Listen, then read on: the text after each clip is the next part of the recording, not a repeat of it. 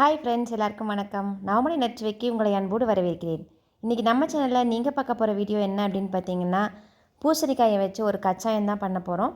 இது செய்யறதுக்கு பார்த்தீங்க அப்படின்னா ரொம்ப குறைவான நேரம் இருந்தால் போதும். இது இப்போ எப்படி பண்ணுறது அப்படிங்கிறத பார்க்கலாம். ஃபஸ்ட்டு பூசணிக்காயை வந்து நான் மேலோட எடுத்துட்டு நல்லா துருவி வச்சுருக்கேன். நீங்கள் ஒரு கப்பளவு பூசணிக்காய் எடுத்தீங்க அப்படின்னா நம்மளுக்கு கிட்டத்தட்ட ஒரு 20-25 கச்சாயத்துக்கு மேலே வரும். நான் சொல்கிறது பார்த்திங்க அப்படின்னா ஒரு 250 கிராம் அளவு சொல்கிறேன், ஒரு கப் அப்படிங்கிறது. நீங்கள் பூசணிக்காய் வந்து எந்த கப்பில் துருவி எடுத்துக்கிறீங்களோ அதே கப்லையே பார்த்திங்க அப்படின்னா வெல்லமும் ஒரே சேம் அளவை எடுத்துக்கோங்க. நான் வந்து நீங்கள் சேர்த்த கப்பில் இந்த அளவு ஒரு கப் அளவு எடுத்திருந்தேன். அதே அளவு கப்பு தான் வந்து நான் வெல்லம் எடுத்திருக்கேன். வெல்லத்தை இந்த மாதிரி பொடி பண்ணி எடுத்துக்கிட்டு கூட கரையிறதுக்காக கொஞ்சமாக தண்ணி ஊற்றிட்டு இப்போ நம்ம கரைச்சி எடுத்துக்கலாம். இந்த கட்டியெல்லாம் நல்லா கரைஞ்சி வந்ததுக்கப்புறமா நம்ம வெல்லத்தை வடிகட்டி எடுத்துக்கலாம். வெல்லம் வந்து நல்லா கரைஞ்சிருச்சு. இப்போ நம்ம வடிகட்டிட்டு எடுத்துக்கலாம். வெல்லத்தில் மண்ணுக்கல்லாம் நிறையா இருக்கும். நீங்கள் எப்போவுமே வெல்லத்தில் எந்த ஒரு டிஷ் செய்கிறதா இருந்தாலுமே இந்த மாதிரி வடிகட்டிட்டு எடுத்துக்கோங்க. தண்ணி வந்து அதிகமாக சேர்க்காமல் இருக்கிறதுனால நம்மளுக்கு வந்து ஒரு 2 கொதி வந்துச்சுன்னா போதும். கூடவே நம்ம இப்போ பூசணிக்காயை சேர்த்துடலாம். இதுக்கு வந்து பாகுப்பதம் வரணும் அப்படிங்கிறதுலாம் கிடையாது. வெல்லம் நல்லா கொதிச்சு வந்துச்சு. இப்போ நம்ம பூசணிக்காயை சேர்த்துக்கலாம். இந்த பூசணிக்காய் பார்த்திங்க அப்படின்னா இந்த வெள்ளை பாகுலேயே வந்து நல்லா வெந்து வரணும். வெள்ளத்தில் வந்து இந்த பூசணிக்காய் வெந்து வர்றதுனால அந்த பூசணிக்காயோட ஸ்மெல் வந்து கொஞ்சம் கூட இருக்காது. அதே மாதிரி இந்த கச்சாயம் பூசணிக்காயெல்லாம் செஞ்சது அப்படிங்கிறது தெரியவே தெரியாது. கச்சாயம் நம்ம எப்படி அரிசி மாவில் செஞ்சால் டேஸ்ட் இருக்குமோ அதே மாதிரி டேஸ்ட்டு தான் இருக்கும். இப்போ பூசணிக்காய் கிட்டத்தட்ட நல்லா கொஞ்சம் வெந்து வந்துருச்சு. இப்போ இந்த டயத்தில் நம்ம கோதுமை மாவு போட்டு கிளற வேண்டியது தான். இந்த மாதிரி கொஞ்சம் வெந்து வந்த உடனேமே போதும்.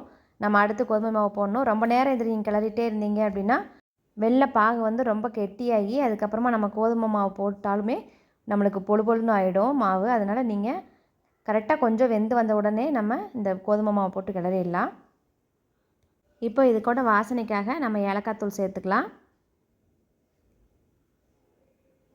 அடுத்த இப்போ நம்ம கோதுமை மாவு கொஞ்சம் கொஞ்சமாக சேர்த்துட்டு கிளறிக்கலாம். ஒரே தடவை சேர்த்துட்டிங்க அப்படின்னா கட்டி விழுந்துடும்.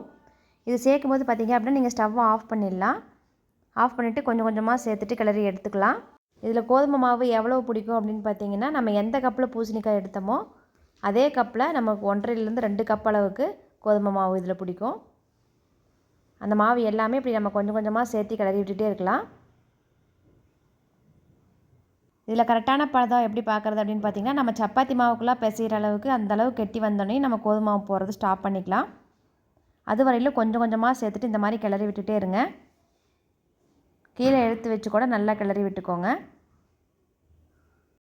இந்த மாதிரி நல்லா கெட்டியானதுக்கப்புறமா நம்ம ஒரு பிளேட்டில் எடுத்து வச்சுட்டு கையில் நல்லா பிசைஞ்சு எடுத்துக்கலாம். பூசணிக்காயெல்லாம் இருந்த இடம் தெரியாமையே ஆகிட்டு நல்லா சாஃப்டாக வந்துருச்சு பாருங்கள். இப்போ இதை நம்ம சின்ன சின்ன உருண்டைகளாக வந்து உருட்டி எடுத்துகிட்டு அதை நல்லா ஃப்ளாட்டாக தட்டிட்டு நம்ம ஆயிலில் ஃப்ரை பண்ணி போகிறோம். அவ்வளோதான்.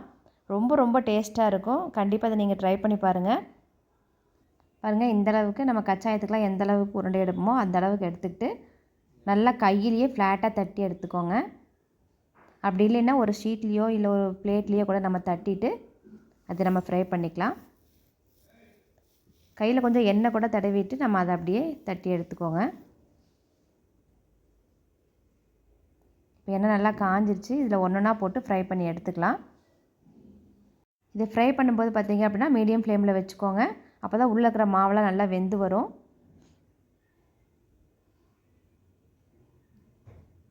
நல்லா 2 பக்கமும் நல்லா வேக வச்சு எடுத்துக்கோங்க.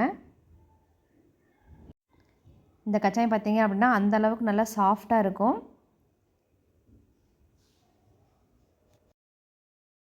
இது நல்லா வெந்ததுக்கப்புறமா எடுக்கிறப்ப நம்ம எப்பவும் போலயே கச்சாயம் சுட்டோம்னா எப்படி நம்ம எடுத்துகிட்டு ஆயிலை ப்ரெஸ் பண்ணுவோமோ அதே மாதிரியே இதையும் ப்ரெஸ் பண்ணி எடுத்துக்கோங்க. எக்ஸ்ட்ரா இருக்கிற ஆயிலெலாம் வடிஞ்சிடும். இதே மாதிரி நம்ம இப்போ எல்லா கச்சாயத்துங்களையுமே சுட்டு எடுத்துக்க போகிறோம். நிறைய பேர்த்துக்கு பூசணிக்காய் அப்படின்னாலே பிடிக்காத பசங்களுக்கு இது ஒரு சூப்பரான டிஷ்ஷாக இருக்கும்னு நினைக்கிறேன். கண்டிப்பாக நீங்களும் உங்கள் வீட்டில் ட்ரை பண்ணி பாருங்கள். ஒரு காயில் வந்து இந்த மாதிரி ஒரு ஸ்வீட் செய்கிறோம் அப்படிங்கிறது ரொம்ப வித்தியாசமானது. இந்த மாதிரி நீங்களும் ட்ரை பண்ணி பார்த்துட்டு எப்படி இருந்துச்சு அப்படிங்கிறத கமெண்ட் பண்ணுங்கள். பாருங்கள், உடச்சி பார்த்தீங்க அப்படின்னா அந்த அளவுக்கு சாஃப்டாக இருக்குது. உங்களுக்கு பிடிச்சவங்களுக்கு நம்ம சேனலை ஷேர் பண்ணுங்கள். உங்களை அடுத்த வீடியோவில் சந்திக்கிறேன். தேங்க்யூ.